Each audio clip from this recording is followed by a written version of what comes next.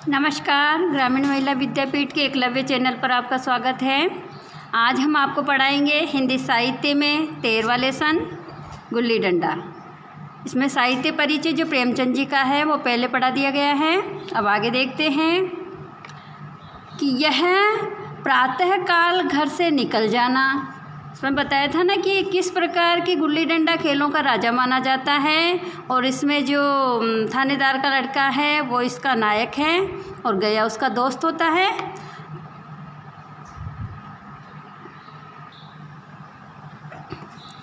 तो इसमें बताया गया है कि गुल्ली डंडा किस प्रकार वो बचपन में खेला करते थे। इसके बारे में बताते हुए कवि जो लेखक है प्रेमचंद जी वो एक बताते हैं कि गुल्ली डंडा किस प्रकार खेलों का राजा है।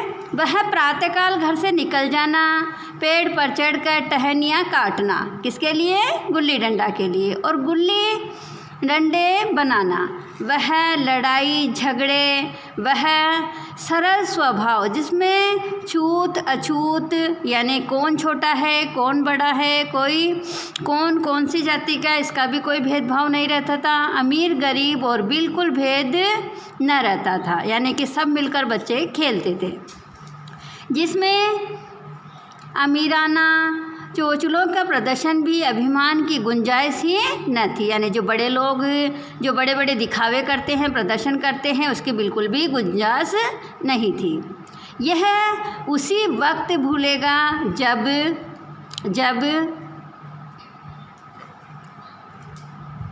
घर वाले बिगड़ रहे हैं। अर्थात ये खेल क्या हो जाता है, जब भी बिगड़ता है जब घर वाले उनको बुलाते थे या फिर गुस्सा करते थे।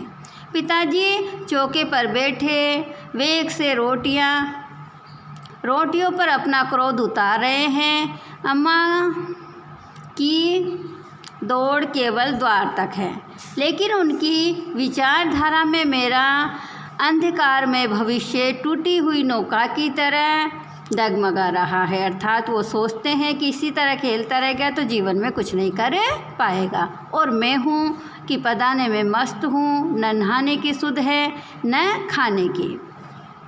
गुल्ली है तो जरा सी घर, उसमें दुनिया भर की मिठाइयों की मिठास और तमाशों का आनंद भरा हुआ है। यानी कि हम उस खेल को खेलने में किस प्रकार मदमस्त हो जाते थे, किसी की परवाह नहीं करते थे, इसके बारे में इस कहानी का नायक बता रहा है। मेरे हमजोलियों का मतलब होता है मेरे साथ खेलने वाले में एक लड़का गया था। उसका नाम क्या था? गया, जो उसका बाल सखा था।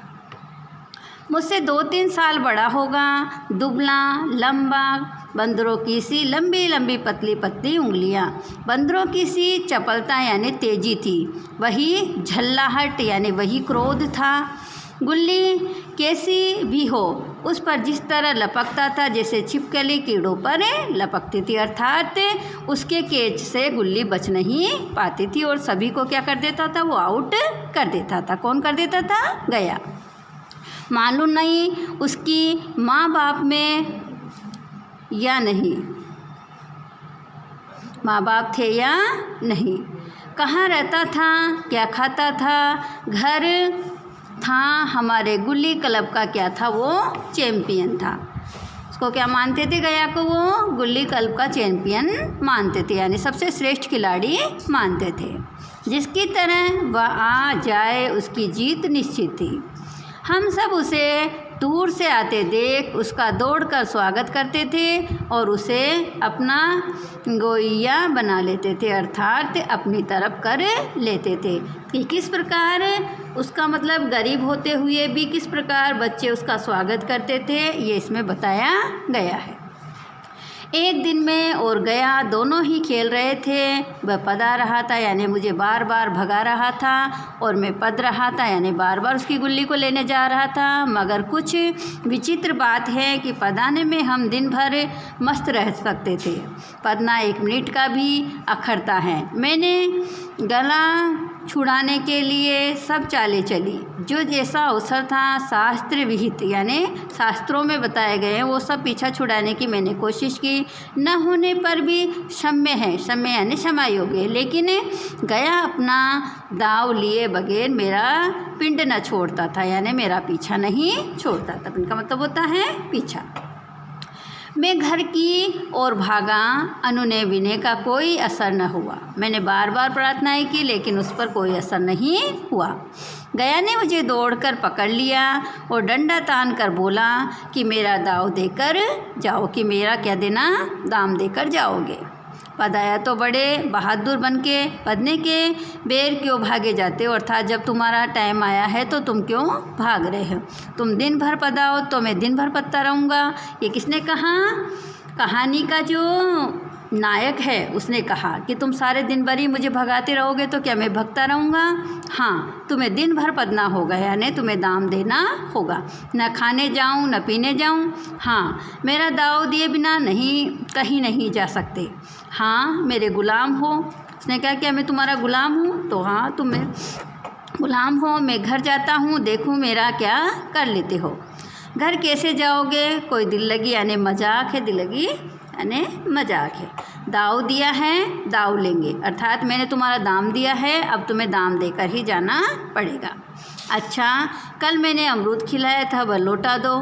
तो फिर उसने क्या कहा कि जब मैंने कल तुम्हें अमरूद खिलाया था उसे वापस दो। नहीं, वह तो पेट में चला गया। कि बच्चे किस प्रकार बातें करते हैं खेलते समय, उन सब का इसमें मनोवैज्ञानिक वर्णन किया गया है। निकालो पेट से, तो उसने दूसरे बच्चे ने कहा कि पेट से निकालो, तुमने क्यों खाया मेरा अमरूद, तुमने दिया था। तो गया ने क्या कहा कि तुमने दिया था तब मैंने खाया, मैंने तुमसे मांगने न गया था, अर्थात मैं तुमसे क्या नहीं गया था, मांगने नहीं गया था। जब तक मेरा अमरूद न दोगे मैं दाम नहीं दूंगा। अर्थात उसने कहा, जो कहानी का नायक है थानेदार का लड़का, उसने कहा कि जब तक तुम मेरा अमरूद नहीं दोगे तो मैं तुम्हें क्या नहीं दूंगा, दाम नहीं दूंगा। मैं समझता था न्याय मेरी ओर है, आखिर मैंने किसी स्वार्थ से ही उसे अमरूद खिलाया था। स्वार्थ के बसीभूत यानी कि वो मुझे क्या नहीं करेगा, आउट नहीं करेगा, ऐसा सोचकर मैंने उसको क्या खिलाया था, अमरूद खिलाया था। तो फिर उससे मुझसे दाव लेने में क्या अधिकार है। रिश्वत देकर तो लोग खून पचा जाते हैं, अर्थात खून कर कर भी बच जाते हैं। यह मेरा अमरूद यूँ ही हजम कर जाएगा। अमरूद पैसे के 5 वाले थे जो गया के बाप को भी नसीब न होंगे। यह सरासर अन्याय था। इस प्रकार वह अपनी भावनाओं को व्यक्त करता है। गया ने मुझे अपनी ओर खींचते हुए कहा, मेरा दांव देकर जाओ, अमरूद समरूद में नहीं जानता। मुझे न्याय का बल था, अर्थात मुझे ऐसा लग रहा था कि न्याय मेरे पक्ष में होगा। वह अन्याय पर डटा हुआ था। मैं हाथ छुड़ाकर भागना चाहता था, वह मुझे जाने न देता। मैंने उसे गाली दी, उसने उससे बड़ी गाली दी, और गाली ही नहीं एक चांटा जमा दिया। यानी कि मैं थानेदार का लड़का था लेकिन फिर भी उसने मुझ पर क्या कर दिया, चांटा जड़ दिया। मैंने उसे दांत से काट लिया। उसने मेरी पीठ पर डंडा जमा दिया, यानी वो मुझे पीटने लग गया। मैं रोने लगा। गया मेरे इस अस्त्र का मुकाबला न कर सका, भागा। मैंने तुरंत आंसू पोंछ डाले, डंडे की चोट भूल गया और हंसता हुआ घर जा पहुंचा।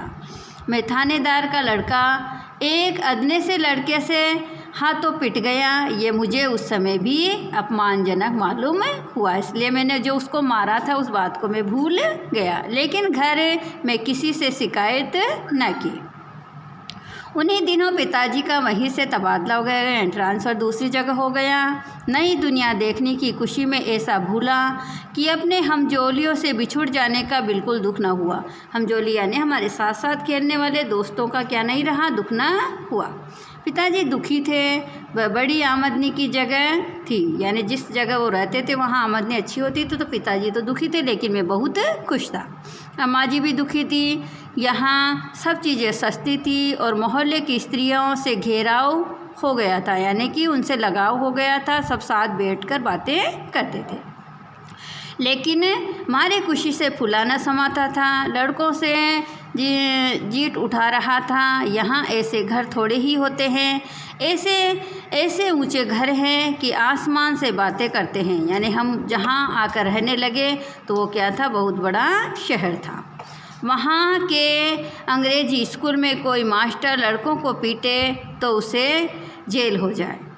मेरे मित्रों में फैली हुई आंखें और चकित मुद्रा बतला रही थी कि उनकी निगाह में कितना ऊंचा उठ गया हूँ। बच्चों में मिथ्या को सत्य बना लेने की शक्ति है। यानी कि हम झूठ को भी क्या बना लेते हैं बच्चे, सत्य बनाने की शक्ति होती है।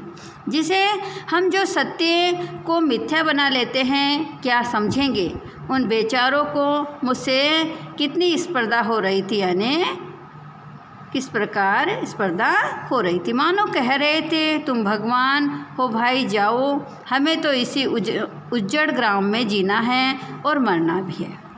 20 साल गुजर गए। यानी कि जो थानेदार का लड़का था उसको पढ़ते हुए 20 साल गुजर गए। मैंने इंजीनियरिंग पास की और क्या बन गया, वो इंजीनियर बन गया। उस ज़िले का दौरा करता हुआ उसी कस्बे में पहुंचा और डाक बंगले में ठहरा। उस स्थान को देखते ही इतनी मधुर बाल स्मृतियाँ हृदय में जाग उठी। यानी बचपन की सारी यादें उसको ताज़ा हो गई। मैंने छड़ी उठाई और कस्बे की सैर करने निकला। मैंने उस गांव की सैर करने के लिए निकला। आँख किसी प्यासे पथिक की भांति बचपन के उस कीड़ा स्थलों को देखने के लिए व्याकुल हो रही थी, जहाँ पर हम क्या करते थे, बचपन में खेलते थे। पर उस परिचित नाम के सिवा वहाँ और कुछ परिचित न था। जहाँ खंडर था वहाँ पक्के मकान खड़े हो गए थे। यानी 20 साल में उस गांव में बहुत कुछ परिवर्तन हो गया था। जहाँ बरगद का पुराना पेड़ था वहाँ अब सुंदर बगीचा था। स्थान की काया पलट हो गई थी। यानी वह जगह बिल्कुल पलट गई थी। अगर उसके नाम और स्थिति का ज्ञान न होता तो मैं इसे पहचान भी न सकता।